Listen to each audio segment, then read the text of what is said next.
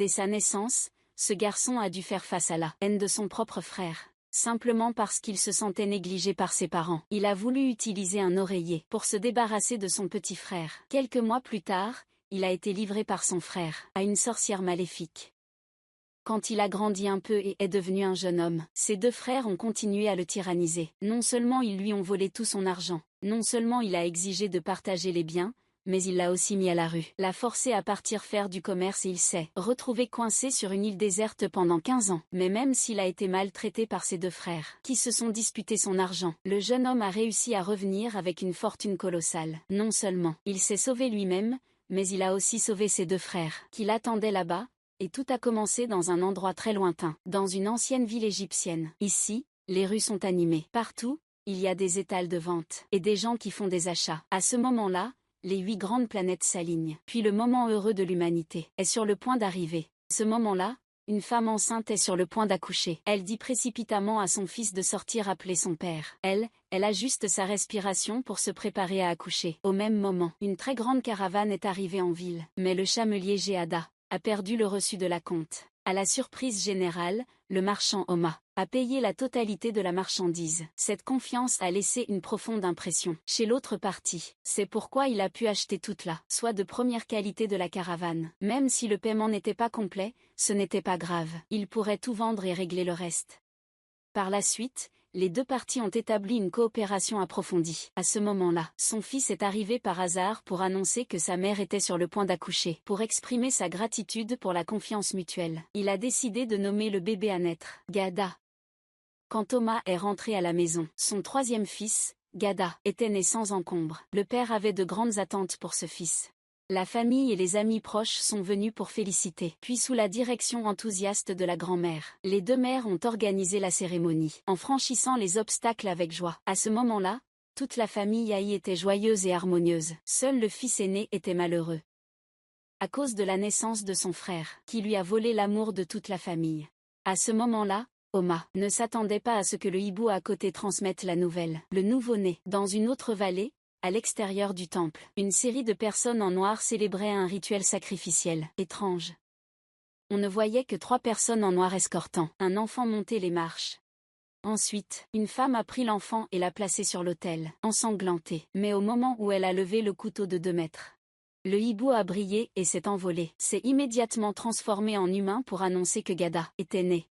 Immédiatement, tout le monde a éclaté de rire. Il semblait que le bébé Gada, qui venait de naître, leur avait apporté un immense espoir. Tous les fidèles en bas ont également crié à l'unisson. Félicitations. Bientôt, les voix résonnaient dans toute la vallée. Ensuite, les 4 chefs ont immédiatement convoqué une table ronde. En urgence, il s'avère que leur père, avant de mourir, a laissé une prophétie. Un enfant nommé Gada naîtra dans la ville.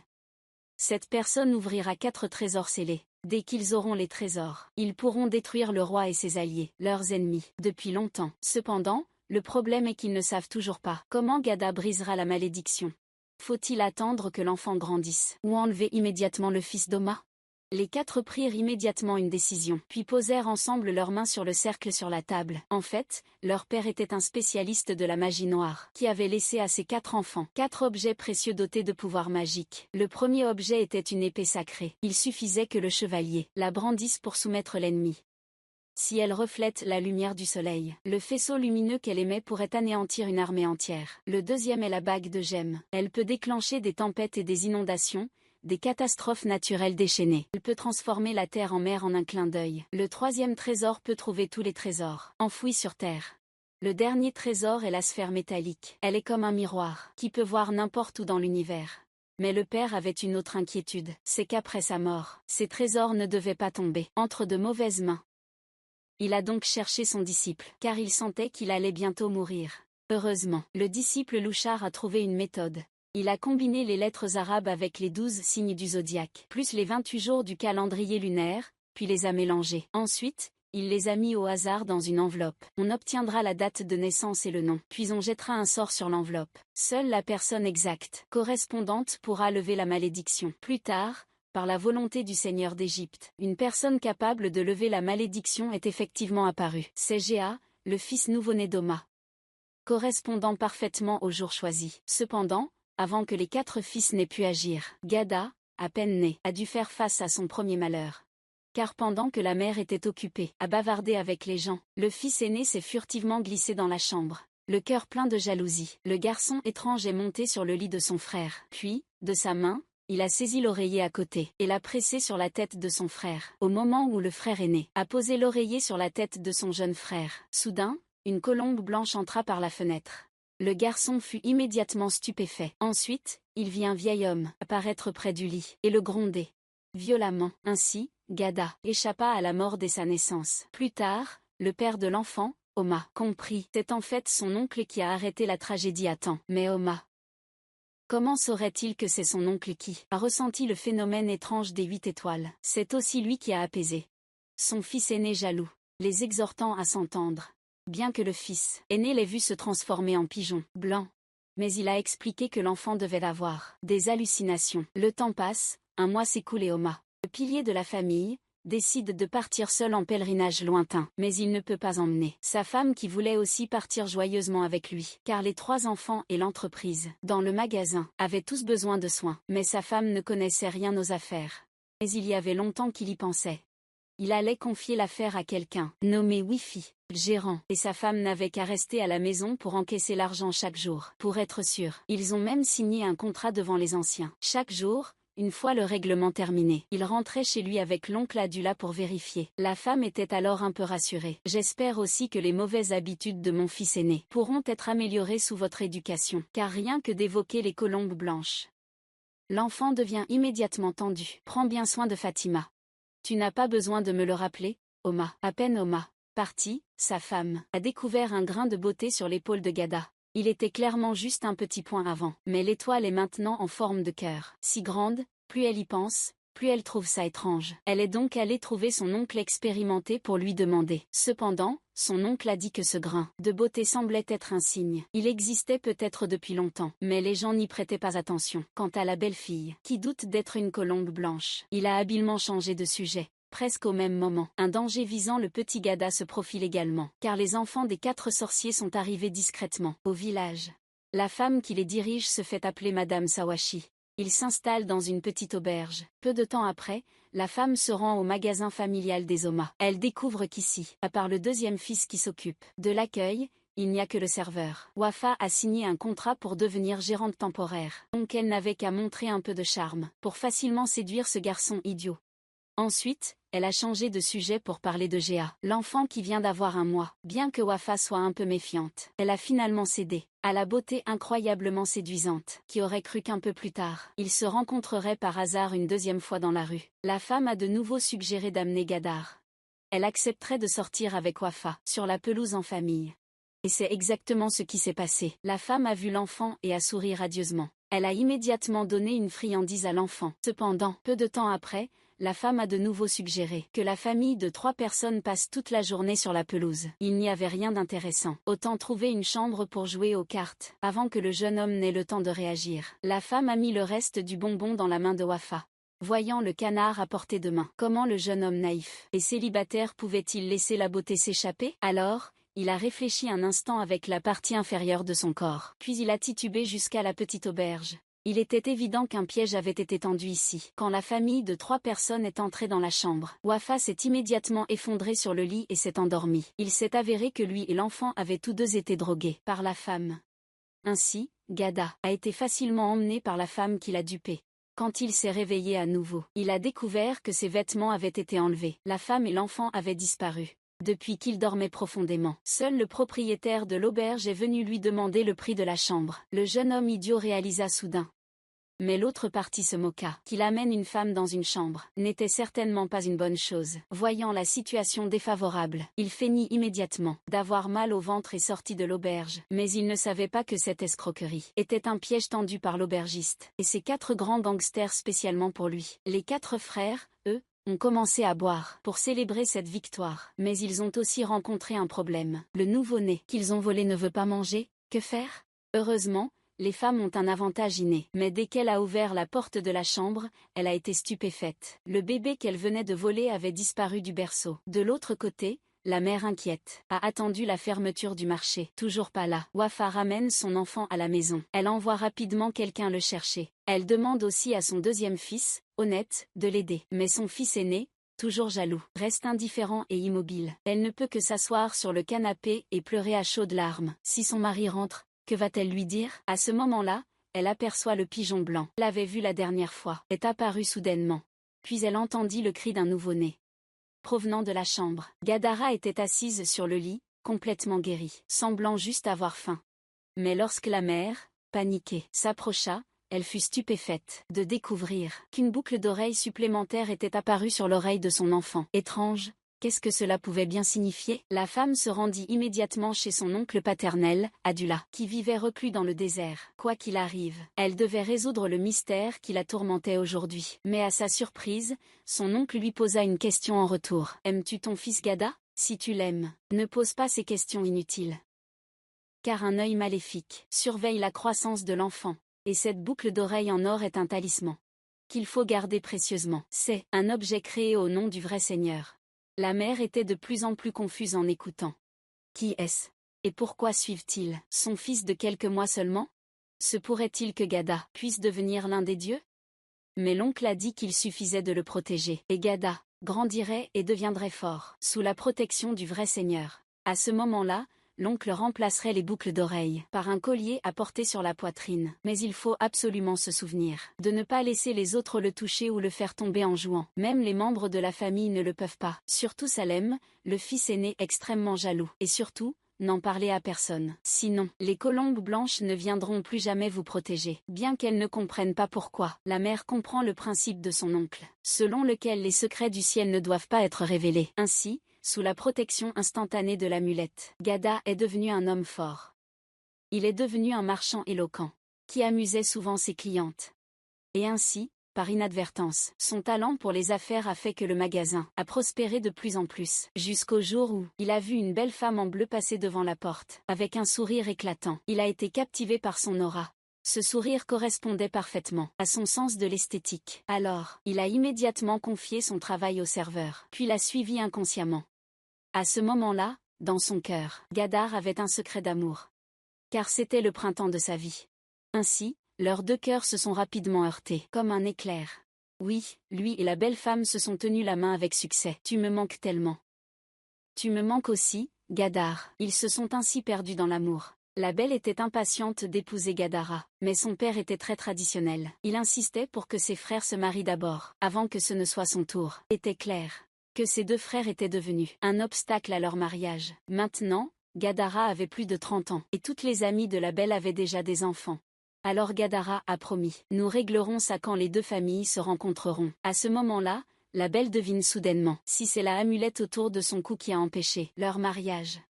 Mais Gada pense que c'est impossible. De plus, il a promis à sa mère de ne jamais s'en mêler. Ainsi, leurs rendez-vous ne peuvent se dérouler qu'en secret. La belle prétexte d'aller acheter du parfum pour pouvoir s'enfuir, se rencontrer un moment. J'aurais cru qu'à ce moment précis, le frère aîné, Salem en a profité pour aller au magasin pendant votre absence. Bien que vous soyez le propriétaire, le serveur n'a pas osé désobéir au frère aîné. Il a été rapidement envoyé par ses chercher du café. Donc, pendant que la boutique était vide, le frère aîné a ouvert en douce la sacoche de rat. Et de l'autre côté, la belle est arrivée au marché quand elle a rencontré une bande de voyous qui harcelaient quelqu'un. Un vieil homme debout à côté veut intervenir pour les arrêter, mais il le frappe sauvagement. La belle essaie de raisonner, mais il se moque d'elle. Qui aurait cru que la belle était si impulsive? Elle lui donne une gifle. Cela met le chef, qui a été giflé, en colère. La belle a peur. Elle ne peut que le regarder attraper sa main. Heureusement, Géada est arrivée à temps. Es-tu une ya avec un bandeau sur les yeux et les oreilles? Les deux parties n'avaient besoin que d'un mot de désaccord pour se précipiter dans une bagarre. Je ne m'attendais pas à ce que Gada soit vraiment très courageux. En un clin d'œil, il a mis à terre la bande de voyous. Finalement, avec un coup de foudre, il a terminé la bataille devant la belle femme. Cependant, le malheur est que son amulette est tombée par terre, immédiatement emportée par une légère brise, sans un bruit. Mais l'acte courageux de Gada avait involontairement laissé une bonne impression sur la belle. Ensuite, Gada est retourné au magasin et a soudainement découvert pourquoi sa bourse était vide. Après avoir demandé au serveur, il a appris que son frère aîné, Salem, avait probablement pris l'argent de la journée. Pendant ce temps, la femme qui avait volé l'enfant s'est approchée du lit. Son homme semble gravement blessé au combat et est maintenant mourant. Mais la femme le réconforte en lui disant qu'il se rétablira. Immédiatement, on voit juste une fumée bleue tomber du ciel. Il s'avère que c'est le hibou métamorphe qui est arrivé. Il apporte même l'amulette de Gada. La femme est folle de joie. Elle envoie immédiatement son armée de dragons volants en avant, en Égypte, puis convoquer les frères pour une réunion d'urgence. Car sans l'oncle et le talisman protecteur, le moment est venu pour eux d'attraper Gada, est arrivé. Ils ont commencé à rêver de briser le sceau, pour obtenir ainsi l'arme ultime laissée par le père. Ainsi, ils pourront vaincre l'ennemi, et le réduire en esclavage, le piétiner. Mais le problème est que même un nouveau-né peut pleurer. Ils ne peuvent rien faire. Comment peuvent-ils vaincre Gada, l'homme, qui est maintenant devenu un jeune homme incroyablement fort? De plus, ils ne peuvent pas utiliser la magie pour le forcer. Ils ne peuvent que le laisser agir selon sa propre volonté. C'est la seule façon de lever le sceau. C'est pourquoi la femme a eu une idée. Ce que les dieux et la magie ne peuvent pas atteindre, peut être accompli par un scélérat. Puis les 4 frères levèrent à nouveau leur verre pour trinquer. Ce qu'ils buvaient n'était pas de l'alcool, mais un élixir d'immortalité, que leur père avait passé toute sa vie à rechercher et à fabriquer. Pas étonnant, leur apparence n'avait pas changé depuis 300 ans. De l'autre côté, le lendemain matin, on ne vit qu'un vieil homme vénérable, assis sur un âne, se dirigeant fièrement vers le centre de la tente. Il a appelé Yada à voix haute, l'interrogeant publiquement sur la raison pour laquelle il avait humilié et battu son frère. Il était clair que ce voyou lésé était venu voir le patron pour se venger. Mais Gada était intègre, il a critiqué toutes ces allégations comme étant des mensonges. Si l'autre partie n'avait pas harcelé la fille, il n'aurait pas agi en chevalier servant pour la secourir. En apprenant la vérité, le vieil homme a réalisé une gifle au visage de son jeune frère, qui m'a fait perdre la face. C'est cette gifle juste et nécessaire, qui a empêché le voyou de se venger, et l'a fait battre et garder rancune, et en même temps a apporté un désastre mortel à Gada. Le soir, la petite amie de Gada est venue le remercier de lui avoir sauvé la vie, mais a accidentellement découvert une amulette qui le protégeait avait disparu. Il s'en est rendu compte lui-même, mais il ne se souvenait pas où il l'avait mis. Le lendemain, il avait l'intention de demander à ses parents de l'aider à résoudre le problème de son frère qui avait volé de l'argent. Mais l'autre partie a nié et était jalouse. Cela a mis le père en colère, traitant son fils de salaud, qui ne savait que mentir, voler et vivre au crochet des autres. Gada était sur le point d'intervenir pour calmer la situation. Avait été raillé par son frère pour n'être bon qu'à faire semblant d'être gentil. Il ne s'attendait pas à ce que la dispute, houleuse à la maison, réveille le deuxième fils qui dormait profondément. Cette curiosité a rendu le père encore plus furieux. L'aîné était paresseux et volait de l'argent dans le magasin. Il ne faisait rien de ses journées. Seul le plus jeune fils, Gada, travaillait dur pour subvenir aux besoins de la famille. Et l'aîné est entré dans une colère noire. Des reproches envers les parents, favoritisme dès l'enfance, des excuses pleines de jalousie. Ceci est aussi un signe de la future division de la maison entre les 3 frères. Ensuite, le frère aîné emmène son jeune frère en boîte de nuit pour s'amuser. Il fait même preuve de générosité, en demandant à la chanteuse la plus célèbre de venir danser. Qui aurait cru qu'il tomberait dans le piège d'une femme, afin de lever la malédiction sur le trésor magique, le sceau de Gada. Ce crétin s'est jeté dans la gueule du loup. Satisfais-le un peu, puis jette-le en enfer. Ensuite, la femme n'a qu'à lancer un sourire aguicheur, qui a fait que le grand frère Salem l'a désiré jour et nuit. Perdu la tête. Mais pour maintenir une relation ambiguë à long terme, il faut de l'argent. Au moment crucial, la femme a laissé les 2 frères se faire passer pour des magnats rivales, et a délibérément sorti des perles et des bijoux pour attaquer son estime de soi, afin d'éveiller le désir intense de possession de l'aîné. Mais ce démon avide voulait tout monopoliser. Comment le peu d'argent volé dans le magasin pourrait-il suffire à cette tante ? Cette provocation a effectivement touché son point faible. L'aîné a immédiatement dit qu'il avait plus d'argent que ce que la belle imaginait. Cependant, avant de s'approcher de la belle, de très près, il devait d'abord montrer sa capacité économique. Ainsi, le frère aîné Xiaoni sortit de la chambre de la belle. À ce moment-là, le jeune frère attendait et s'était endormi. Qui aurait cru que les ennemis se rencontrent toujours ? Le voyou était aussi là pour se divertir. Quelle coïncidence, découvrant qu'il ne s'agissait pas de ses 2 frères. Inutile de géa. Comment ? Alors il a déversé toute sa rancœur sur les 2 frères, bien que le frère aîné ait continué à expliquer que c'était un malentendu. L'autre partie les a toujours grondés violemment, puis les a chassés. À ce moment-là, les parents étaient extrêmement déçus par leurs 2 fils. Stupides, ils sentaient que ces 2 fils ne se marieraient jamais. Sous l'influence de sa femme, il a finalement changé d'avis. La tradition voulait que l'aîné se marie en premier. Il espérait juste que le mariage de Gada pourrait réveiller ses 2 fils paresseux et sans emploi. En apprenant cette bonne nouvelle, la petite amie de Gada n'a pas pu retenir sa joie. Cependant, le bonheur et le malheur vont de pair. Au moment où les 2 étaient plongés dans un doux bonheur, un événement inattendu survint. Le vieux couple pensait initialement que le mariage de Gada pourrait encourager les deux frères à suivre le droit chemin. Bien que le deuxième fils idiot ait accepté de se marier, l'aîné est soudainement devenu obstiné et déraisonnable. Il a même eu l'idée de diviser la maison. De plus, il a fait la leçon à son père. S'il ne divise pas la maison, ne vous attendez pas à ce qu'il soit gentil. Alors, un beau jour, le père a mis toutes ses économies de toute une vie sur la table. Le deuxième fils ne s'attendait pas à ce que sa famille soit si riche. Mais l'aîné, lui, était jaloux que d'autres familles soient encore plus riches. À ce moment-là, le père a proposé de diviser les biens en 4 parts égales. Les deux vieux époux garderaient une part pour leur retraite, et les fils prendraient chacun une part pour vivre leur vie. Mais l'aîné, avare, a dit qu'il y avait aussi le magasin à partager. Le père était furieux.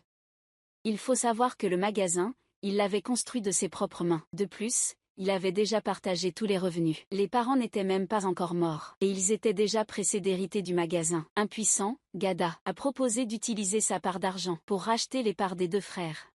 Ayant entendu qu'il pouvait recevoir de l'argent réel, les deux frères ont accepté, un peu confus. Ainsi, en présence de l'aîné, Gada a remis 2 sacs d'argent bien remplis au frère aîné. Après la signature, le contrat est entré en vigueur immédiatement. Gada a alors pris le contrôle total du magasin. Mais quand les 3 frères sont sortis, un incident inattendu s'est produit. Une vieille femme bossue, l'air pitoyable, s'est avancée pour implorer de l'aide. Mais il a été réprimandé par son frère aîné et poussé à terre. Sans aucune pitié, seul Gada a montré de la compassion pour cette pauvre femme. Après l'avoir aidée, le vieil homme lui a appris que la femme malheureuse avait une dette d'usure.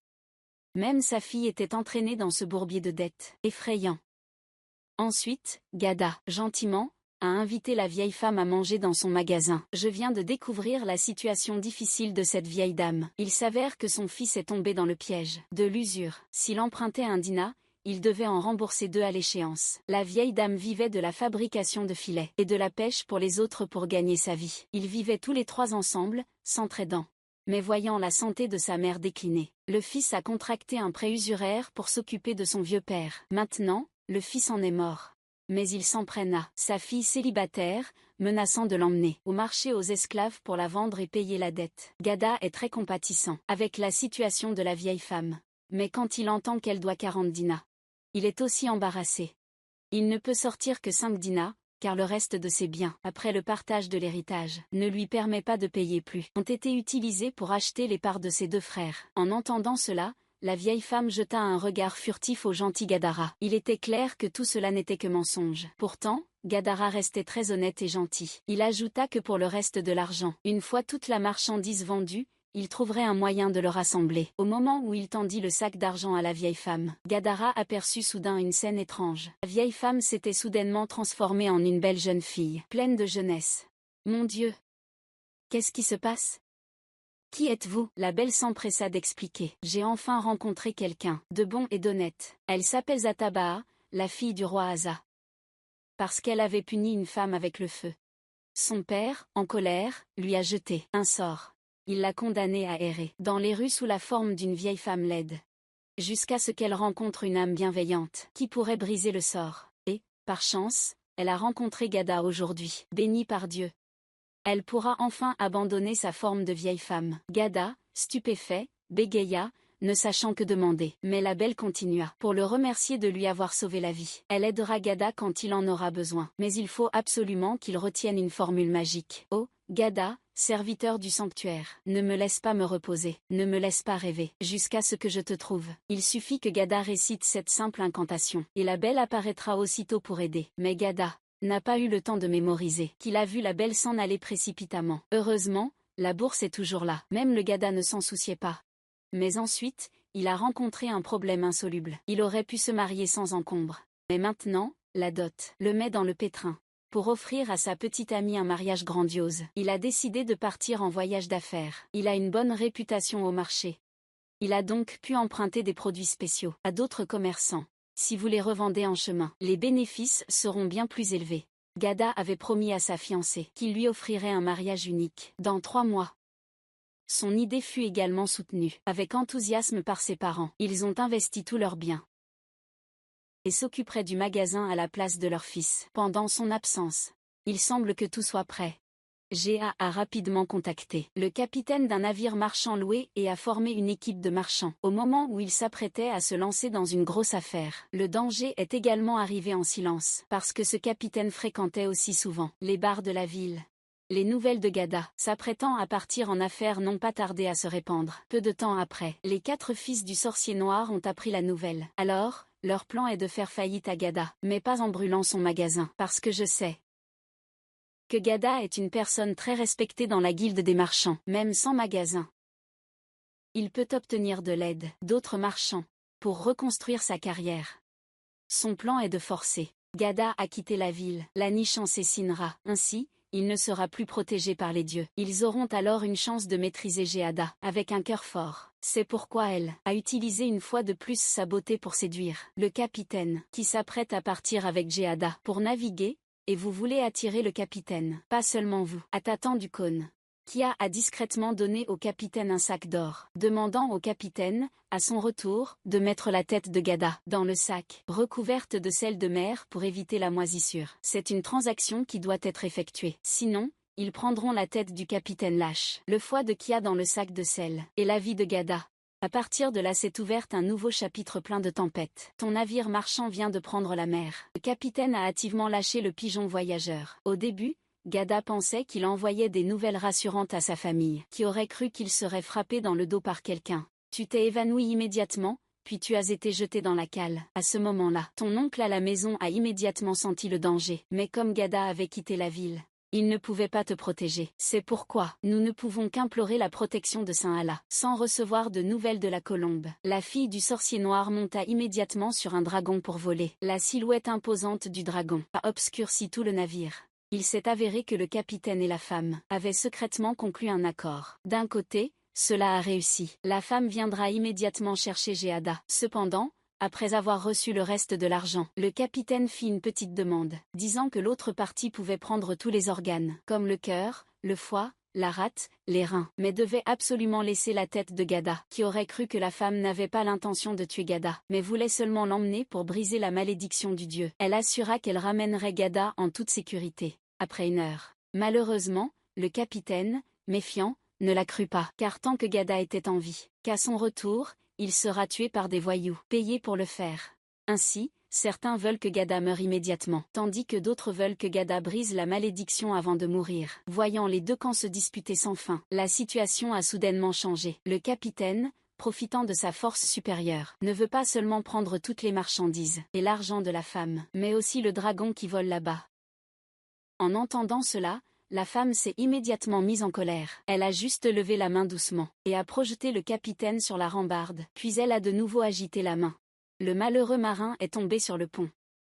Puis elle a lancé un coup de poing de sa caramie. Celui qui est venu aider a eu de la malchance. Ensuite, les 2 personnes là-haut. Ainsi, en un clin d'œil, la femme a utilisé la magie noire pour régler le problème. Tous les marins du navire, au moment où elle s'apprêtait à tuer le capitaine, Gadara dans la cale, se réveille lentement de son coma. Tu as immédiatement pris conscience du danger. Tu te souviens soudainement des paroles laissées par la belle, même si la formule magique était très longue. Mais après l'avoir répétée plusieurs fois, tu as finalement réussi à la dire correctement. La seconde suivante, la belle en blanc est revenue. Le bienfaiteur est apparu, comme prévu. La bonté sera protégée du mal. La belle femme leva doucement la main vers les liens de Gada. Ils furent immédiatement défaits. Ensuite, elle montra à Gada une voie de sortie. Elle ouvrit aussitôt un grand trou dans la coque du navire. Gada sauta dans la mer.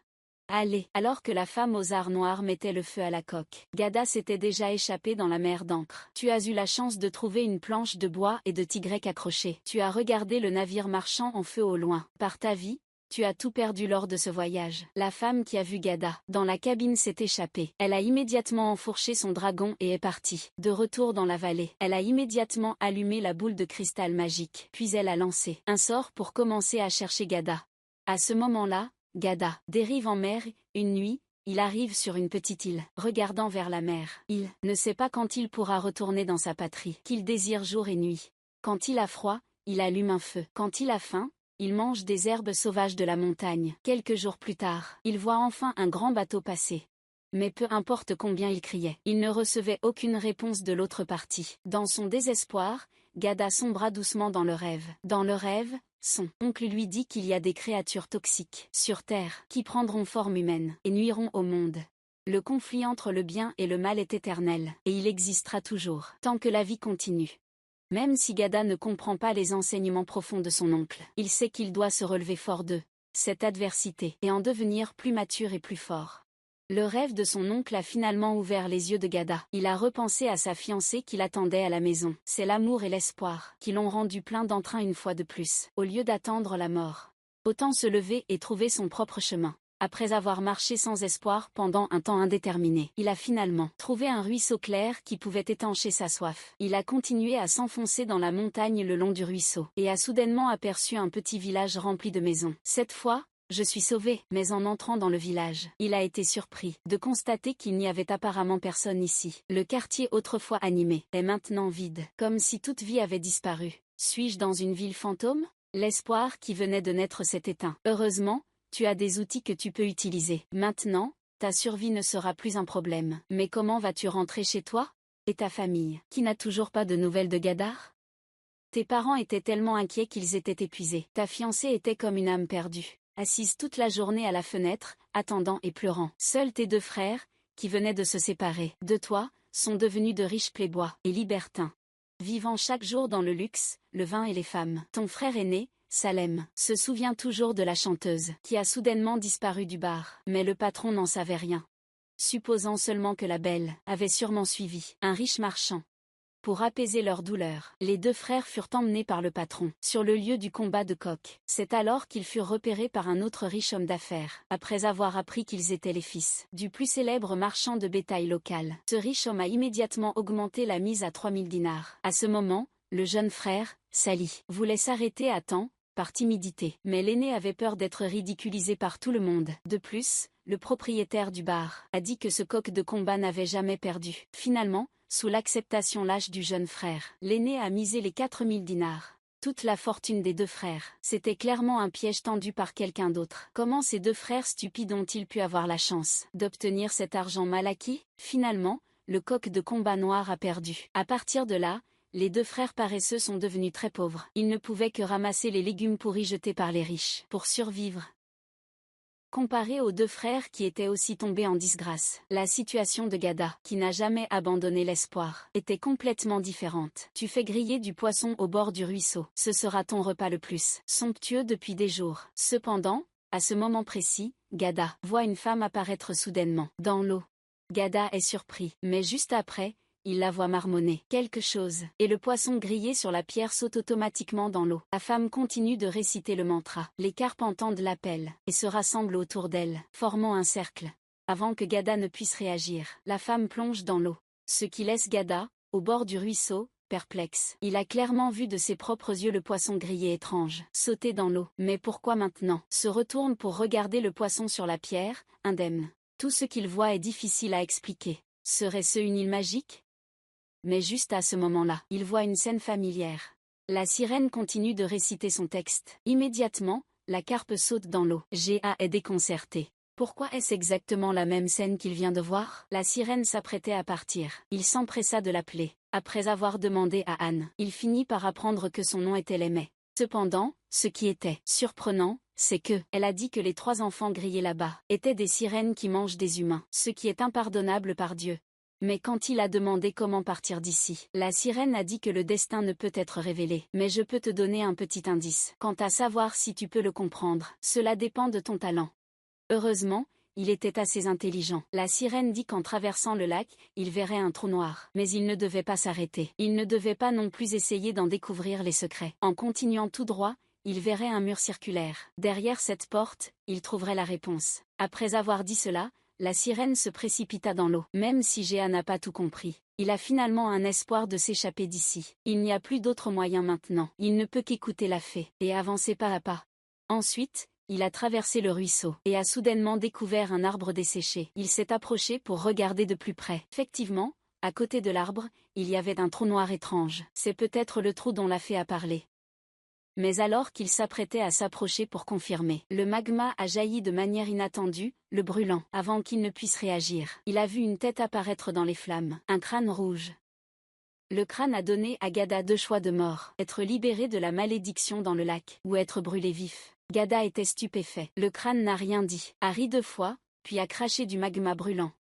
Il ne s'enfuit pas, mais s'assit sur les marches de l'arbre, pour examiner son bras brûlé. De manière inattendue, un miracle se produisit. L'arbre desséché refleurit. L'arbre dénudé se couvrit soudain de nouvelles branches et de feuilles. Bientôt, il devint luxuriant et verdoyant. Cependant, l'étrange ne s'arrêta pas là. Peu après, l'arbre se mit soudain à parler. Utilise les feuilles pour couvrir ta brûlure. Ce qui est brûlé, on utilise des feuilles pour le couvrir. Écoute le conseil de l'arbre. Géa a appliqué des feuilles sur son bras brûlé. En un clin d'œil, sa peau s'est miraculeusement rétablie. Il s'est avéré que le trou noir et l'arbre voisin étaient incompatibles. Il a immédiatement joint les mains pour le remercier. Puis il a continué à avancer. Il a soudainement découvert un pont suspendu. L'autre extrémité du pont menait à un château circulaire. Serait-ce le mur rond dont l'a fait Poisson a parlé?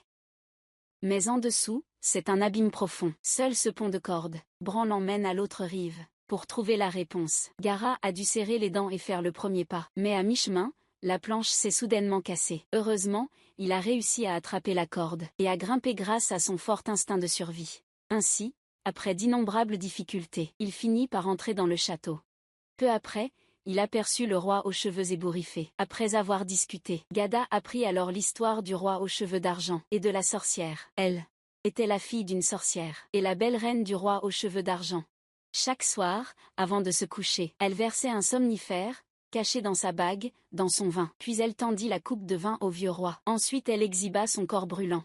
Cependant, caché derrière cette apparence séduisante, il y avait un cœur qui brûlait d'impatience que le roi monte au lit. Elle s'échapperait furtivement de la chambre à coucher, jusqu'au jour où, en allant se baigner, le roi entendit par hasard les gens discuter, disant qu'il avait une énorme corne sur la tête, car la reine lui mettait du poison dans le vin chaque jour. Puis, au milieu de la nuit, elle partait secrètement rencontrer ses complices. L'amant du roi s'est soudainement réveillé. Alors ce soir-là, il est devenu particulièrement prudent. Avant de boire, il a demandé à la reine pourquoi elle s'habillait toujours de manière si séduisante pour dormir. La reine a répondu « Pour que ma belle image reste dans tes rêves ». Ensuite, il a fait semblant que rien ne s'était passé, attendant que la reine tombe dans le piège et parte précipitamment. Il a alors compris les rumeurs des serviteurs. C'était donc vrai. La reine a osé faire entrer son amant dans le palais. Il s'avère que la reine détestait le vieux roi depuis longtemps. Chaque jour, elle errait entre deux mondes différents, le jour et la nuit. Chaque fois qu'elle se sentait dégoûtée des humains, elle cherchait ce sauvage plein d'hormones. Toute créature qu'elle ciblait pouvait difficilement échapper à son contrôle par la magie noire, comme tomber dans un piège. Mais l'atmosphère venait d'atteindre son paroxysme, quand le vieux roi, épée à la main, apparut sur les lieux du crime des amants adultères. Sans un mot, il dégaina son épée et frappa. Il transperça le ventre de l'homme sauvage, qui le protégeait. La reine, voyant son amant blessé, devint si furieuse que son visage se décomposa. Immédiatement après, le dégoût, la haine et la rancune montaient en Binata. « Tu vas le regretter ». Elle a balancé son bras gauche et a immédiatement poussé le roi contre le mur. Ensuite, elle a décidé d'en finir. Elle a maîtrisé ses bras et ses jambes. « Je laisserai tout le monde au palais voir le roi se transformer. Binata te fera vivre un enfer. » Cette femme maléfique de magie noire a jeté un sort. Elle a emprisonné le roi pour toujours, entre la vie et la mort, subissant toutes sortes de tourments. Elle ouvrit grand les bras et dit férocement que la moitié inférieure du corps du roi se transforme en pierre, et que la moitié supérieure conserve sa forme humaine. À peine eut-elle fini de parler que le sol commença à se pétrifier. Des éclats de pierre volèrent de toutes parts comme une marée, submergeant la moitié inférieure du corps du roi. Elle sentit que cela ne suffisait pas à dissiper la haine dans son cœur et maudit toute la ville, la transformant en une ville de pierre, comme le roi sans héritier. Maintenant, pour avoir Gada, chaque jour, elle ne cesse de chercher dans sa boule de cristal. Mais Gada a disparu comme l'air. À ce moment, son frère arrive et l'interroge. Si le plan de sa sœur pour attraper Gada échoue, les 3 autres frères passeront à l'action. À ce moment-là, le trésor, laissé par leur père, ne sera plus pour elle. Réprimandée par son frère, elle monta sur son dragon et s'envola vers une petite île. Elle arriva dans un palais circulaire. Elle déversa toute sa rancœur sur lui. Le roi aux cheveux gris était pétrifié de la taille aux pieds, bien qu'il ait souhaité mourir. Elle continua à se défouler sur lui. Elle y amena même son amant blessé pour qu'il voie. Elle croyait que torturer le roi soulagerait la souffrance de son amant, mais elle ne savait pas que cette scène désolante, tel un poison, tourmentait aussi le cœur de l'homme sauvage. Pour la blessure sur le dos du roi, Gada a généreusement sorti des feuilles médicinales. Effectivement, la blessure qui tourmentait le roi depuis si longtemps a rapidement disparu. Cependant, le sauver n'était pas si facile, car la moitié inférieure de son corps était pétrifiée et ne pouvait être libérée que par l'incantation de cette femme. Au même moment, Gada entendit le souffle haletant de l'homme sauvage, mais en s'approchant, il découvrit qu'il avait rendu son dernier souffle. Le roi, en entendant cela, pensa que ce n'était pas bon. La mort de l'homme sauvage serait certainement imputée au roi par la sorcière. Au même moment, la femme qui chevauchait le dragon atterrit sur le toit du château. Quand elle prit l'eau, la source divine s'approcha du lit de son amant, mais celui qui était couché sur le lit était Gada. Gada se plaignit à voix basse que les gémissements du roi aux cheveux d'argent l'empêchaient de dormir, ou alors lever la malédiction et le chasser du château, pour soulager la souffrance de son amant. Clairement, cette femme était prête à tout. Elle posa aussitôt la jarre d'eau, puis ouvre grand les bras, que la magie noire disparaisse de Bina et de la ville.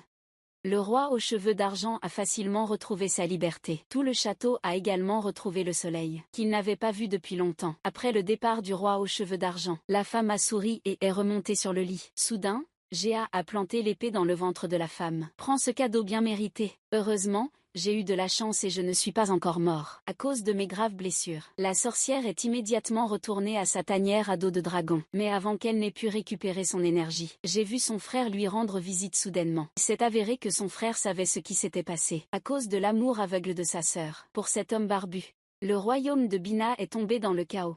Maintenant, Gada est redevenu un héros. Tout le monde disait qu'il avait libéré le roi et la ville de la magie noire, à cause de la haine de sa sœur. Nata ne savait pas que Gada était perdu sur l'île déserte, était toujours sur le territoire du royaume de Bina. Maintenant, la situation est de plus en plus grave. S'ils ne trouvent pas Gada pour briser le sceau des 4 trésors, ils ne pourront pas venger leur père. De plus, l'ennemi en profite. Nous venons de conquérir une partie de leur territoire. Maintenant, toute l'attention est focalisée sur Géada, soit la sorcière répare rapidement son erreur. Sinon toute la famille sera progressivement dévorée par l'ennemi. De ce côté, depuis que la sorcière a levé le sort de pétrification, le royaume de Bina, riche a retrouvé sa vitalité d'antan.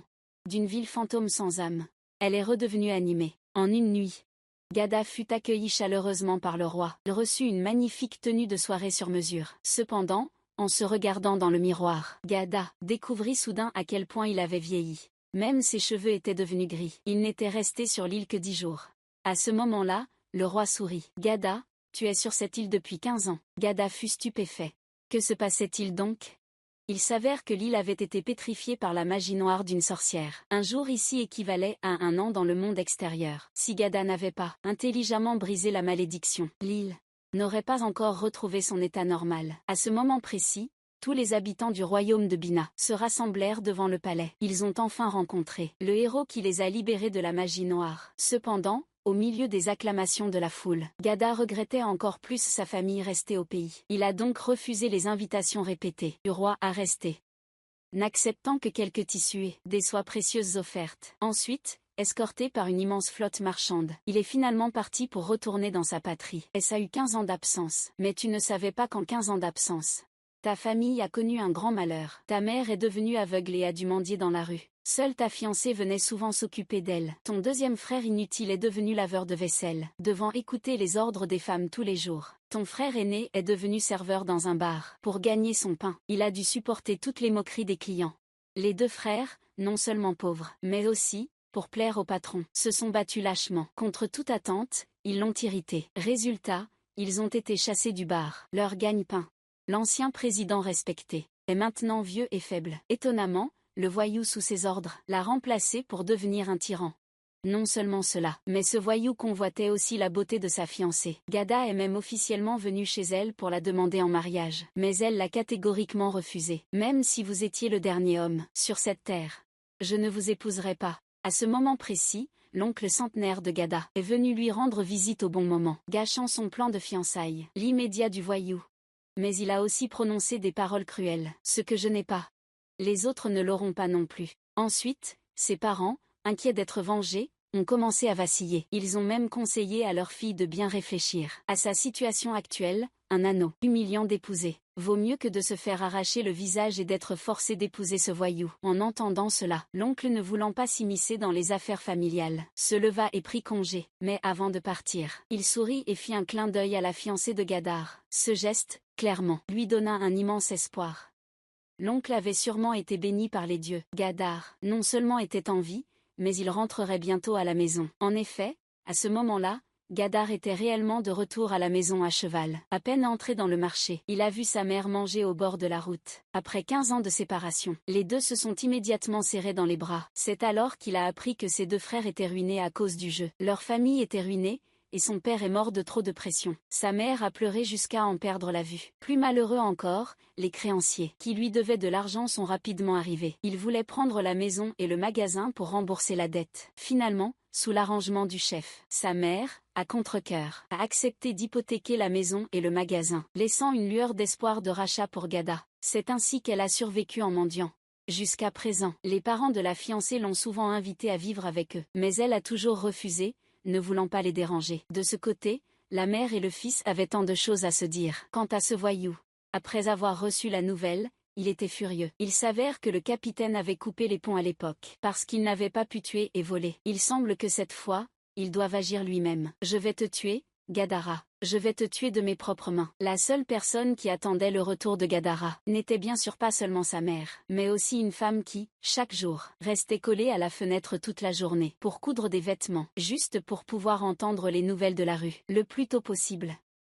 Aujourd'hui, elle a enfin souri. Il semble que le fiancé qu'elle attendait, depuis 15 ans, est enfin revenu. Elle était à la fois heureuse et pressée de courir dans la foule. C'était bien Géada, celui qu'elle attendait jour et nuit. Peu importe combien de temps elle a dû attendre, cela en valait la peine. Des milliers de mots à dire se sont transformés en une seule phrase. Te souviens-tu de notre temps ensemble? Ma vie est peut-être facile. Mais sans toi, elle ne l'est pas. Après 15 ans de séparation, les amants se retrouvent et s'embrassent sans hésitation. Leur oncle, qui se tenait à côté, fut tellement ému par la scène qu'il en versa des larmes. Après cela, toute la famille fut enfin réunie. Gada raconta aussi les événements, les étranges rencontres qu'il a faites pendant son voyage. À ce moment-là, son cousin a fait remarquer que la sorcière était probablement une sorcière maudite. Selon les Écritures, elle pourrait même être une disciple du diable. Tout le monde s'est empressé de prier. Seule la fiancée de Gada a soulevé une autre question. Elle pensait que Gada avait oublié son serment, s'est mariée et a eu des enfants dans un pays lointain. En parlant de cela, Gada a immédiatement demandé la main de ses parents. Peu de temps après, le mariage a été fixé pour le jeudi prochain. Ensuite, il y avait la question de la maison et du magasin. Gada s'apprêtait à négocier avec son oncle, quand sa mère lui a rappelé de ne pas oublier de racheter le serviteur, comme sa fille. Ainsi, sous la direction de leur oncle, Gada a non seulement racheté la maison et le magasin, mais aussi tous les biens que ses deux frères avaient vendus. Même les serviteurs qui avaient servi la famille pendant des années n'ont pas été oubliés. Voyant Gada si riche, le propriétaire du salon de thé était également ravi. Il a sorti le meilleur thé pour le servir. Il ne s'attendait pas à ce que, pendant que Géa essaie de récupérer son héritage, ses deux fils prodigues créent encore des problèmes. Depuis qu'ils ont été chassés du restaurant, ils n'ont pas mangé un grain de riz. Voyant le vendeur de légumes endormi, ils ont volé des concombres pour manger. Ensuite, ils ont vu un mouton brouter à côté. Le frère aîné a fait signe à son jeune frère de voler discrètement un autre mouton, qui aurait cru qu'au moment où il l'a pris, le propriétaire de la chèvre a entendu le bruit et s'est réveillé. Ils ont été pris en flagrant délit. Peu de temps après, les vendeurs des environs se sont précipités pour les arrêter. Le frère aîné, sans vergogne, a été battu et a rejeté toutes les fautes sur son pauvre frère. Cependant, le propriétaire de la chèvre n'a pas voulu laisser passer. Il a insisté pour les emmener tous les deux devant le magistrat pour être punis. À ce moment-là, le rusé propriétaire du salon de thé est réapparu discrètement. Immédiatement après, il a donné une mauvaise idée au propriétaire de la chèvre. Jada, à peine rentré, était déjà débordé. Il devait préparer le mariage et s'occuper de la réouverture du magasin. Heureusement, les anciens employés sont tous revenus pour aider à tout remettre en ordre. Cependant, le magasin n'avait pas encore eu le temps d'ouvrir. Un invité inattendu est arrivé, vêtu de noir. Il s'est avéré que c'était ce vénérable président. Cet homme est aussi un aîné dans le monde des affaires, que Gada respecte énormément. En le voyant boiter avec une béquille à cause de la maladie, le jeune homme a sorti de l'argent pour l'aider à se soigner. Qui aurait cru qu'il ne viendrait pas ici le visage couvert pour de l'argent? Il se trouve qu'il a entendu par hasard le nom du voyou qui complotait pour attaquer Gada la nuit de noces, et voulait forcer le témoin à changer le nom de Gada. Ainsi, le riz est déjà cuit. La promise de Gada deviendrait naturellement la femme de ce voyou. Cependant, le vieil homme, le chef, venait de dire une phrase quand Gada a entendu des cris bruyants.